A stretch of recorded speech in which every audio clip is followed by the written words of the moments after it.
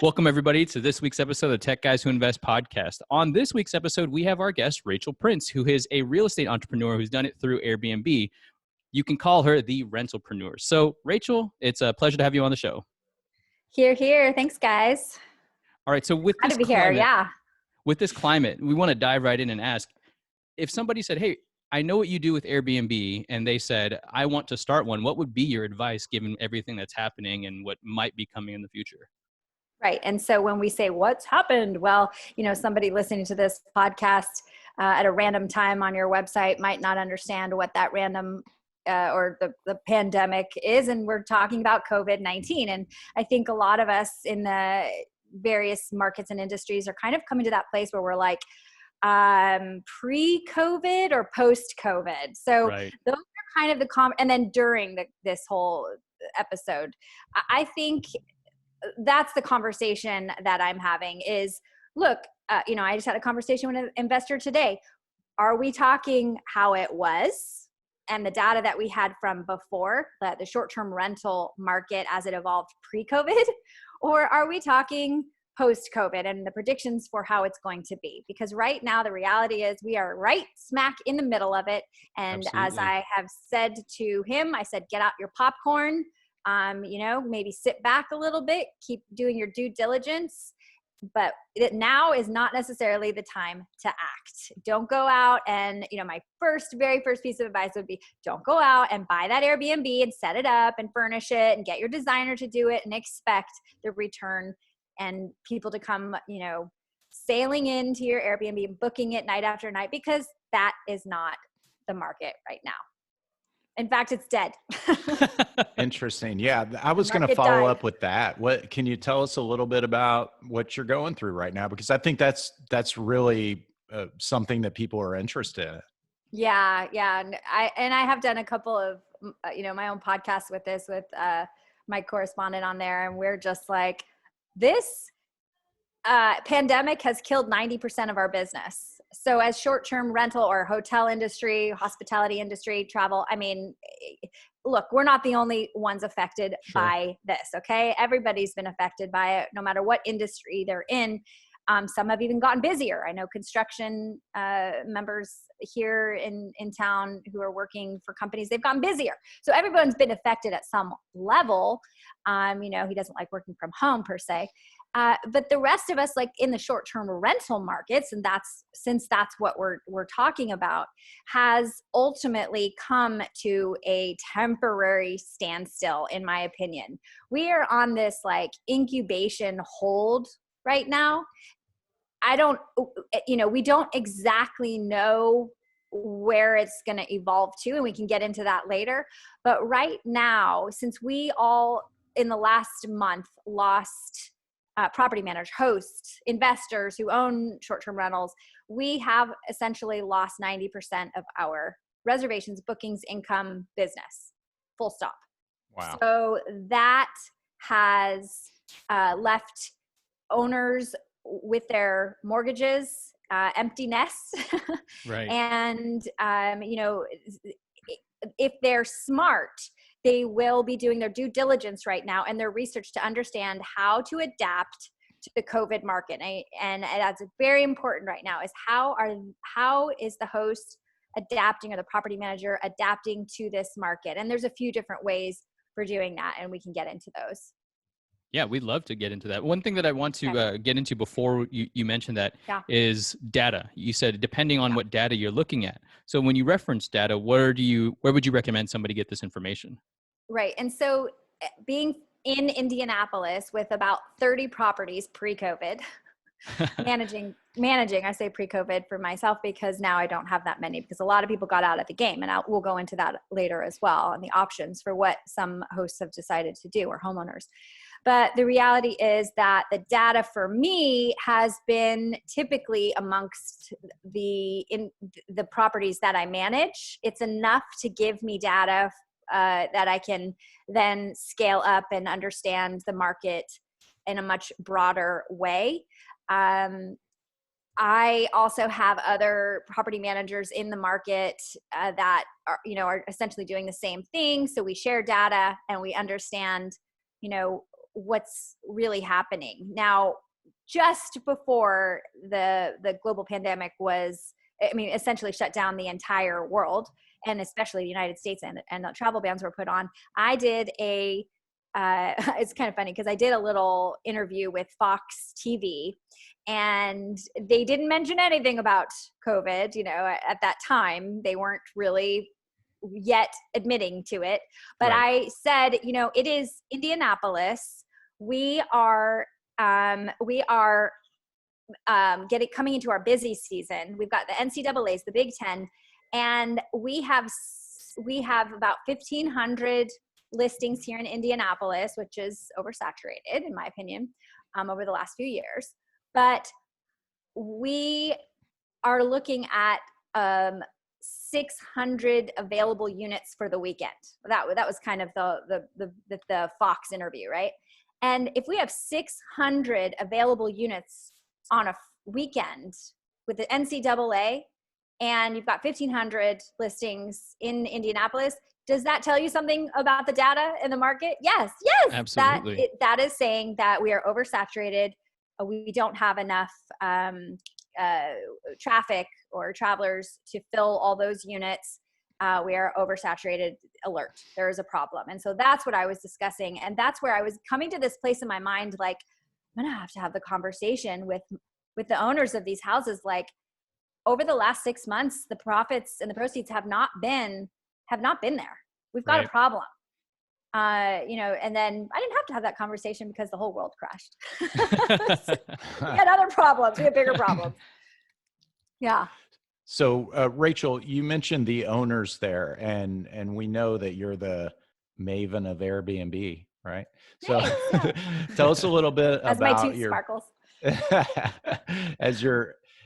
Tell us a little bit about your business model there. Do you own them also, or how does that all work? Yeah, I think that's a good way to preface, how I'm looking at this data.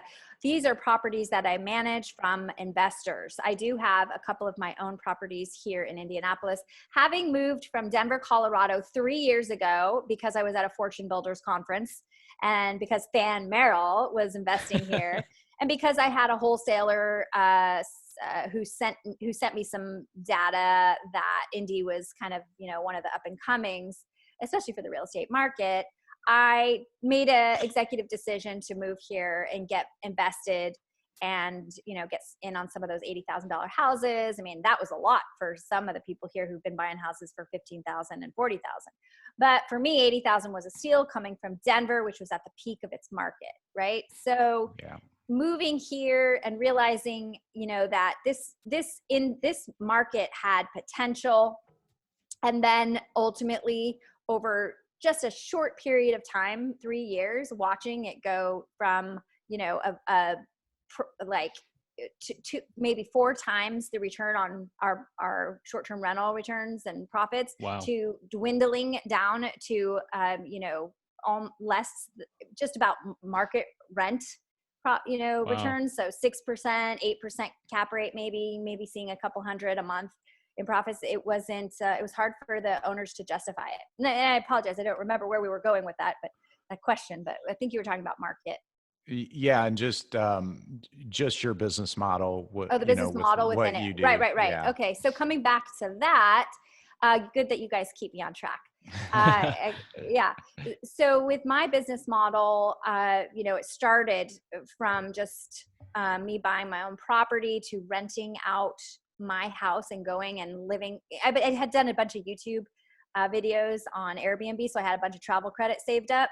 So I would go stay at other places and travel around while I was renting out my house, getting back on my feet, because I put everything I had into that one house. And then as I got back on my feet, I manifested and called in these big clients, and I was able to manage their property for 20%. But as I became more automated with my systems and operations, I realized I didn't need 20% anymore. So I was able to reduce that to about 10 to 15%, 10 for my luxury units, right? That are bringing in 2,600 or, 800 to 2,600 in a weekend, right? I could reduce those to 10%. But typically I was offering and able to scale my business quickly and get a lot of new hosts and homeowners on board for my property management company because my rates were competitive, and I had my systems down. I had automations in place, and that helped me scale very quickly. So I would say, anyone looking to get into this game, if you want to scale it, you really have to understand, because it's active income, you've got to have that stuff in place. And I will mention those later, because I know we were going to talk about some of the software or tips that I recommend. That's great. Awesome. And we will definitely get to that later, especially the technology I know, so much good stuff. You guys keep listening. So you mentioned you were managing these properties for your clients. What are the other ways that people typically get involved with Airbnb? Stumbling. They stumble on it.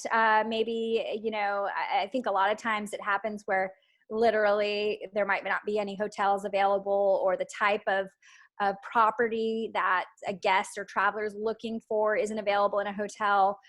So they're looking for particular types of amenities, or different cities, or off the beaten path.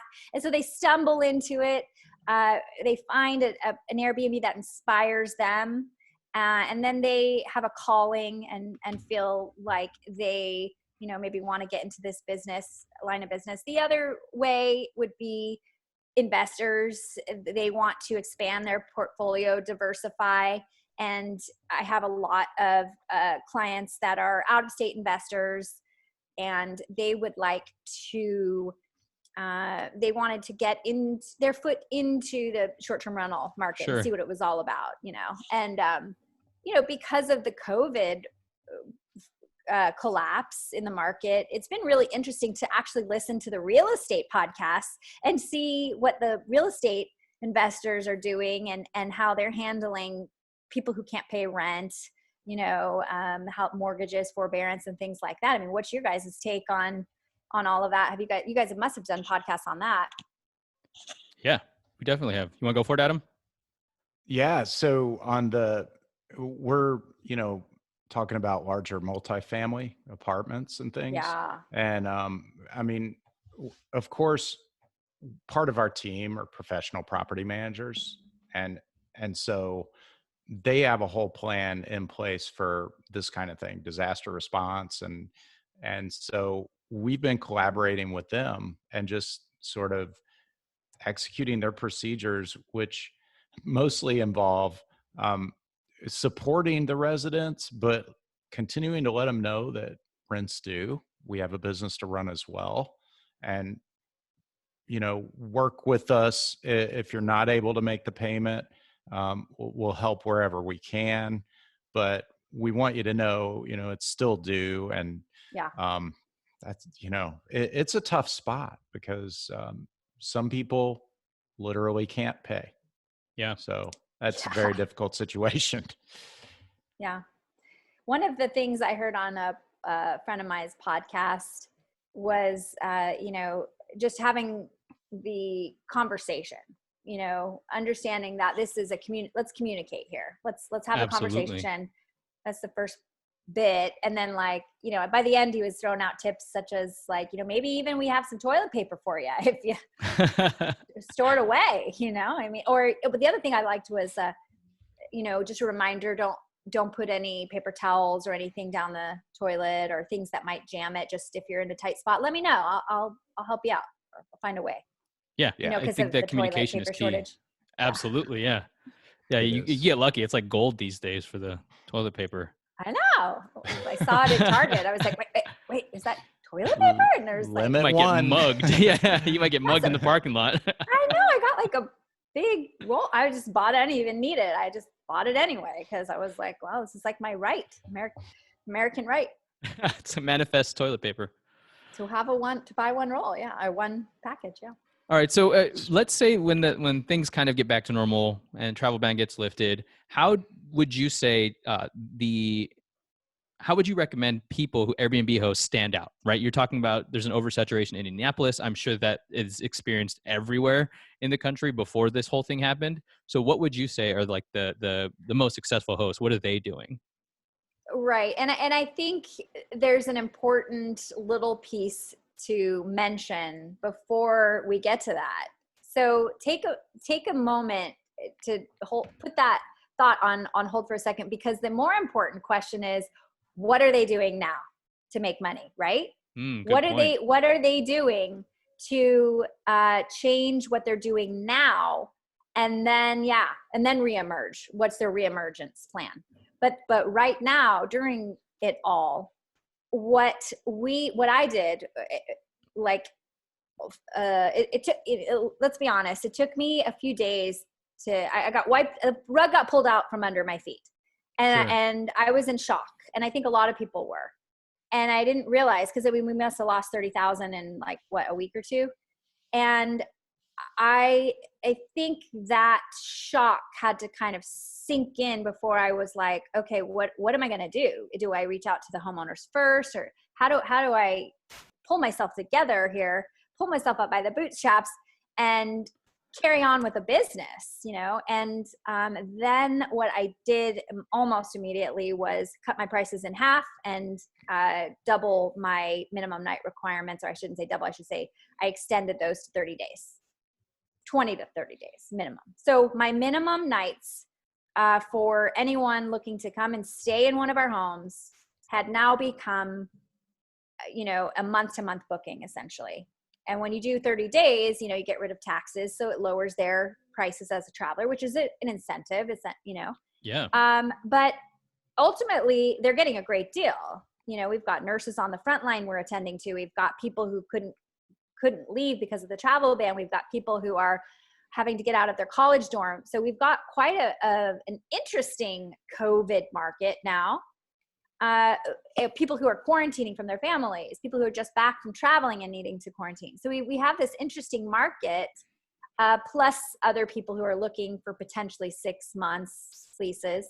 And so we've now moved into a different type of short-term rental or month-to-month kind of operation. So I quickly adjusted my bookings, my listings rather, to accommodate longer term rentals.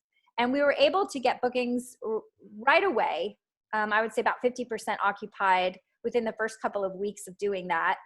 And now we're up to maybe 70%. I would say the luxury units, a little bit harder to lower those prices just enough and get the longer term bookings. So that's where I'm really having the hardest time.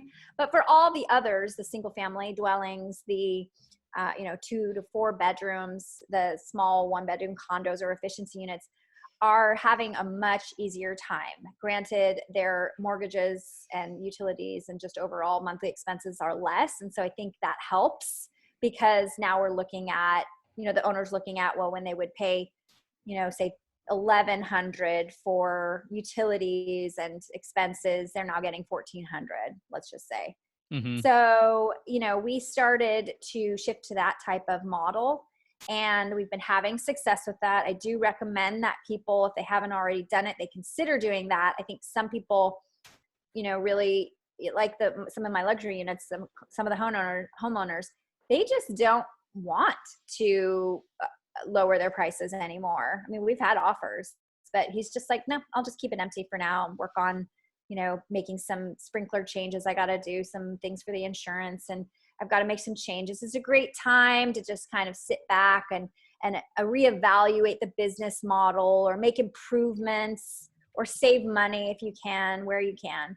But for the rest that really want to still do business and be open during this time, you've got to adjust and adapt to the type of model of travelers that we have right now. And that's generally month long. I mean, we had some people who didn't want to risk, they had plumbing issues and stuff. Right. And so they had like 2-week long bookings for their whole family. But otherwise it's a lot of locals are booking, and it's very interesting. So the predecessor to what people are going to do in the future and what the market. Yeah, that's pretty interesting to hear. That was one of my questions that you kind of answered there about, are you still renting these? Are people still buying them? So it's interesting to hear that they are. And the question I really want to ask is a little different. It's more around being an entrepreneur and also being an investor. And, Kevin and I talk a lot about mindset, and I think it'd be easy for someone to kind of let this get them down. And so it's interesting to hear that you came up with some creative options and figured that out. And, it'd be great to hear your sort of how you did that, almost like what what was your thought process, or what's your attitude? That's why they call me the Maven of Airbnb, guys. Excellent. The rentalpreneur, because listen, I'll tell you what, I love the name rentalpreneur because I chose that name specifically for two reasons. One is because a lot of companies chose Airbnb in their name, which then Airbnb came after them and said you can't use Airbnb. So a lot of people switched to B&B. So you hear B&B a lot more, even though B&B is bed and breakfast. It's still the new terminology for vacation rentals. So I didn't want to be loyal to Airbnb alone, because Airbnb may or may not be forever. We just don't know. And then number two, I realized that if I was going to be successful in this business, that I had to be versatile and I had to be able to adapt to different markets, whether that be renting out a teepee or, figuring out how to help my clients buy, a multi-unit or create a building and then rent out some of it and maybe commercial rent out the other space. But the reality is I just knew that the rental and vacation rental market needed to stay diverse. And so that's kind of how, that was my mindset, was like, don't be loyal to any one brand. How can I create a more versatile and robust type of operation? And so, yeah, it paid off. Yeah, that's great. Like a Swiss Army knife for short-term rentals. Yeah, exactly. Well said. So when people are looking to start, let's say when this thing dies down, maybe it changes back to some sense of normalcy. What are the biggest mistakes that they should avoid in your opinion? Yeah, well, I think the biggest one that comes to mind is, really think about two things really come to mind. Consider whether or not you should be spending $10,000 on a designer, right away. I know a lot of people, I think I'm not trying to denigrate a designer's value or their, like the need for a designer, but I would say that might be an extravagance that you can't afford right now under the circumstances. That's potentially $10,000 that you can save for your rainy day fund when at the end of the world, to pay your mortgage or something, to stay on top of those payments. So I would say, the design element, it doesn't have to be perfect. It just needs to be modern and clean. And I think that that's more important. But I will say that, it certainly needs to be unique, right? So if it can remain unique, you have that cool looking space or a place that is in an area that is desirable. Obviously, people might flock to that more. So, yeah, I would say, yeah. What would you tell somebody who's new, or maybe even your younger self, about things to look for when you're considering making an investment in a property that you'd like to do a short-term rental on? Yeah. And, to add to the point that I was talking about, like, I think that is going to be kind of the second area is like, there's a formula attached to buying an Airbnb vacation rental. It's not just, how much money you can spend on how good it looks. It's the whole formula of, where it's located, what purpose is it serving, what target audience is it serving, and all that. So I would say, don't just go out there, spend a lot of money on design. Don't just go out there and spend a lot of money on a house because it's priced low right now. we really don't know what the market is going to do, and it could get shut down again. Now is not the time to make that decision. So understanding that, yes, there is a formula to where and how you buy that property is contingent upon the emerging market after this happens, right? Yeah, In the right. next 6 months, when I would recommend when someone starts to consider buying again, that's when they want to say, okay, now with this market, do I want to be buying in a non-vacation rental market?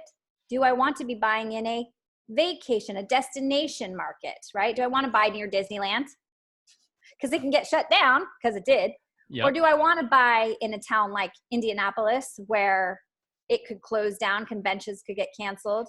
Or what about buying in an area like, say, Denver mountains or something where weed is legal, and even if things get shut down, people could go smoke weed in, cabin in the woods, right? So I think the mindset of the future short-term rental investor might shift a little bit with this in mind, right? The new emergency clause, right? And that's going to play a part in the formula of how to invest in one. Whereas that didn't really before. I didn't really think about that, right? I just saw them keep on booking conventions here in Indy, and I'm like, great, bring it, right? But at some point, we all kind of stopped and are realizing, like, there's kind of a new formula emerging. We all have to realize that the economy can shut down and we're leveraged high, and what are we going to do? What's our game plan? So I think this is a great time to start for a lot of hosts to investigate, well, what is your game plan? What do you want? What kind of property or short-term rental do you want, and who do you want to attract into it? Oh, that's a good one. You mentioned who do you want to attract? And before we dive into that particular question about figuring that out, you mentioned the emergency clause. Can you tell us a little bit more about that and define what that is for people? Yeah, and I think there's 2 points to the emergency clause. The first one is, like I had just said, it's this new thing that we never thought of before. Just like Airbnb, when they tried to give the guests refunds 100% of the cancellation fees and get their full refunds, leaving the host high and dry.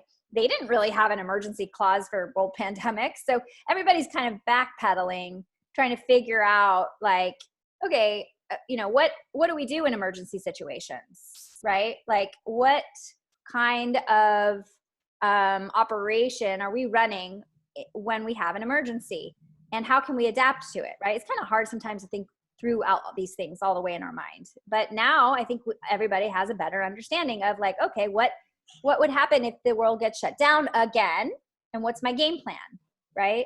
So, and I think the other thing about the emergency clause is, I think some people, since we are doing month to months, and a lot of those are being taken off of Airbnb and just going person to business, right? The client comes in directly to us, whether through referrals or platforms, or just wanting to see the place first, right, and go and investigate it. Then we get them off some of the rental platforms, because we naturally have that relationship now, is to put an emergency clause in the lease, the vacation rental lease that you're doing, right? So maybe whereas one wasn't in there before, and I don't know what Airbnb is going to do with that, but maybe wasn't one in there before, or you didn't have a vacation rental lease, because most people, I tell people, look, if you're going to do 30 days, just have them sign a Rocket Lawyer vacation rental lease, and you can write in there in a little emergency, extenuating circumstances clause that says no refunds under any circumstances. I mean, you can write in whatever you want, and it's findable by law.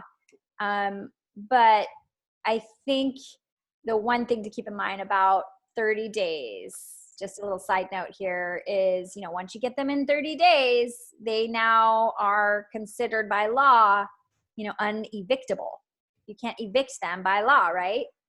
Interesting. So essentially they become protected by law, and you might have a harder time if they don't leave. Now, you can go and change the locks. That's what I thought about doing. And I've done it. I've not with, it hasn't worked out like that. It's mostly just to keep them out once they're out. But I thought about it. I thought about saying, well, if you're in there, the minute you go out, I'm going to go change that lock. That's been my game plan. I'm just going to go change the door code. I think there's got to be in people's minds now as hosts and homeowners and protecting their assets, some level of, what is your game plan for emergencies? What is your game plan if the economy shuts down again? So, yeah. So Rachel, can you unpack that unevictable topic just a little bit? Is that related to what's going on with COVID? Because, yes. you're not, yes. Okay, gotcha. Yeah, well, it's not, if it weren't that. Well, either way, even if it wasn't related to COVID, the time that it would take to get someone evicted, especially if you're out of state investor, you have to come into state, go for the court date, try to get them evicted, then get a sheriff out there, blah, blah, blah, blah, blah. That takes time. Yep. To potentially, as the homeowner, be losing money on that. That's why I haven't wanted to get into long-term rentals. That's why I always go 20 to 30 days or 29 days, So I don't want to get into that, but I also, like I said, I love those door locks, those smart codes, just in case, you never know. There's ways of psychological disturbance with some of the alarm systems that we have and stuff. I just kind of, my mind was racing with like, oh, what happened if they did not leave or something? Right. But it hasn't come to that. Touch wood. But that being said, I think there's, if you had that happen to you as a host, you would have a hard time getting them out because you can't get people evicted right now. And they would fall under that category by law, by, the decree of the president. Yeah. Now, you mentioned, we kind of talked about knowing who you serve and who you target. Can you elaborate on how somebody would go about figuring out, oh, these are the types of people that I want my Airbnb to target, et cetera? Yeah. Well, in my online course, I do talk about this because it's not just, I can't just tell someone, think about who your target market is. It's a pretty deep conversation. Sure. Right. But so in my online course, I do talk about that. I have a whole chapter on mindset and getting into the understanding of like, who are you attracting and who are you as a short-term rental host? What does that look like for, the individual? And once they kind of go through a little process to come to the conclusions of who they are trying to attract, they often find out that it's in general, like themselves, right? It's the kind of person that they are themselves, right? They want, maybe some people want a luxury brand or luxury guest, or some people want a party, more, social type of venue, or others just want the traveling professional. And they're, and I think that oftentimes reflects like, who they are, Mm-hmm. as an individual. For me personally, with my mission being to be a steward for the planet and for people with their real estate properties, my goal is to teach conscious travelers and attract in conscious-minded travelers. So throughout the process of my messaging and my automations and my communication to them, and the everything from having a salt rock lamp or something that is method soap or something eco-friendly in the house, is all kind of has this thread of conscious-minded traveler, and what goes along with teaching them and coaching them and helping them understand, if they're not homeowners, how do you respect a home? How do you respect the cleaners that are coming in to clean up after you? And what are your duties and obligations as a conscious-minded traveler? The leave no trace and leave it better than you found it principles. And I think once people, I've hosted almost 5,000 guests overall. And I would say that, it's a process. Sure. It's a process. I think I'm doing my fair share to ultimately give back to the community, to say, it's my contribution, if you will, to just absolutely help the planet a little bit, where I can. Yeah, that's great. fantastic. Now, one thing that we wanted to also ask is, let's say a busy professional is looking to diversify their portfolio as far as investments. What would you say to them would be the advantages of investing in Airbnbs? Yeah. Well, I think before that conversation, because a lot of people come to me now and say, I want to invest in Indianapolis, and, when this is done, can I come to you and this and that? And I think before that, I'm telling them, let's have that conversation later, because more importantly, I would like them to go back to the drawing board and really analyze, what is it that they're trying to get out of this? Is it purely financial? Because I don't know if, at least in some markets, especially when they're highly saturated and there's too much inventory. I don't know if that's going to be the right setup for them anymore. I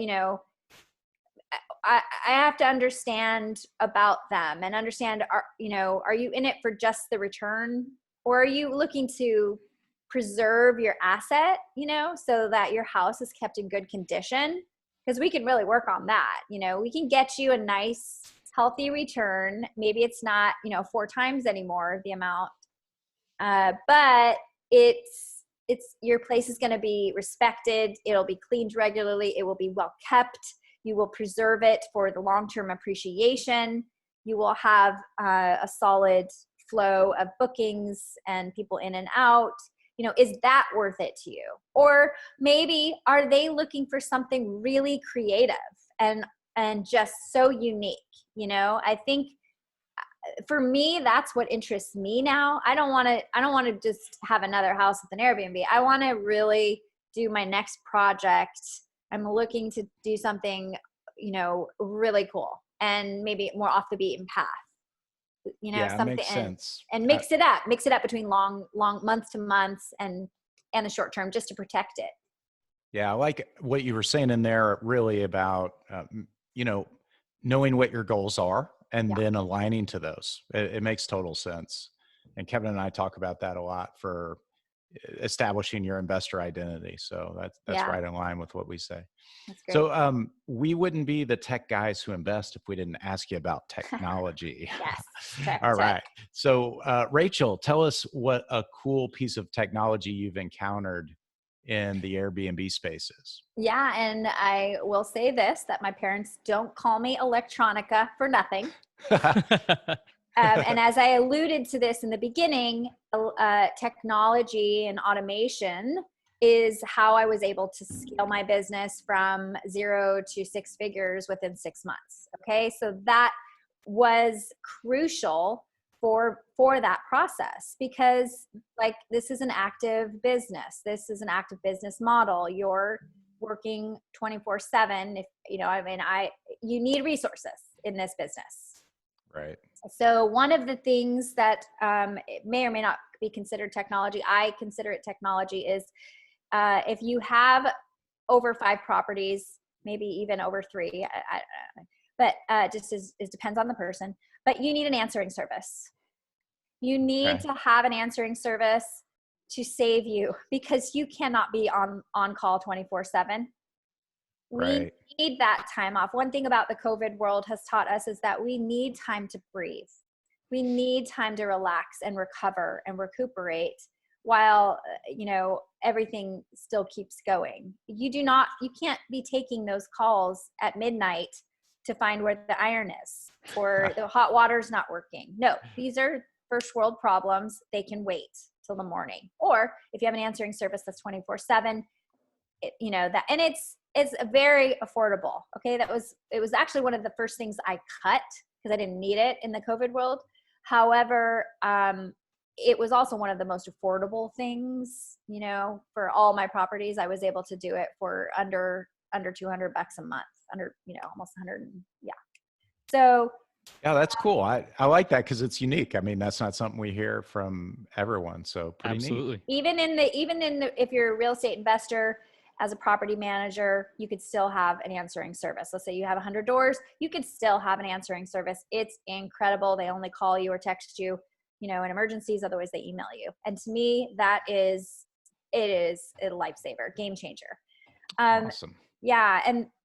And the other thing is again, with a couple properties, I would do one property with it, but I would have a channel management system, automation messaging system, a channel manager, and a property management software system in place, not only to push your data to different channels like VRBO and HomeAway and Flipkey and Travelocity and Expedia and Airbnb, but also to create automations in your tasks to your cleaners, messages to your guests, and have a multi-calendar that is easy to change. I was trying to explain it today, and I do recommend. I was using your Porter, but it was so glitchy. I finally just had to give up on it. I tried for years, and I love them. I love you guys, but hey, I'm sorry. I've now switched over to HostAway. HostAway is the property management software and channel manager that I now am using. I just got set up. It's a great time to switch over your automations right now because we got so much downtime. So this is a great time to do that. And so I've been doing that and working out the bugs, but having a reliable automation system is key. I've done my research over and over and over. I just could not find one that I liked. And I've really pushed these guys to say, this is what I need. I don't have this. I'm not seeing this. I need this in order to work with you guys. They've come back several times. And finally, I feel like I just got to dive in and start working with them. So I've made the switch over to HostAway, and I'm a lot of these guys are European companies. They have a European tech, European coders. I know they're also based out of Canada. It makes it more questionable with the servers. And I'm like, Sure. Are they going to keep up? Are they going to be fast enough? And so I think that, these are all things that are still, relatively new to the short-term rental world, softwares and automations and channel pushers. We're still innovating in this industry. Is it perfect? No, but it will save your ass because it is going to give you time to rest. And you're not, let's say you're finally get that time to go out to dinner with your friends and family. You'll be able to do that without getting interrupted and having to leave to message someone. So nice. That's great. And a nice little pro tip in there about using this time to switch over. So absolutely. So that's great. Rachel, thanks so much for coming on. It's been fantastic to have you on. Where could people find out more about you or reach out to you? Thank you. Yes, I appreciate that. And it's so fun to be on here with you guys, Kevin and Adam. Thank you so much. And I believe the easiest way is going to my website, rentalpreneur.com. And there on Rentalpreneur, you can learn about the different things that I'm up to, including my online Airbnb Real Estate Investing or Vacation Rental Investing course that's available on their BUYBNB or BUYBNB.net. So thanks, guys. Awesome. Yeah, we'll encourage everybody to check that out. We'll put that in the show notes. And great. Thanks so much. Absolutely. You guys take care now. You too. See you on the flip side.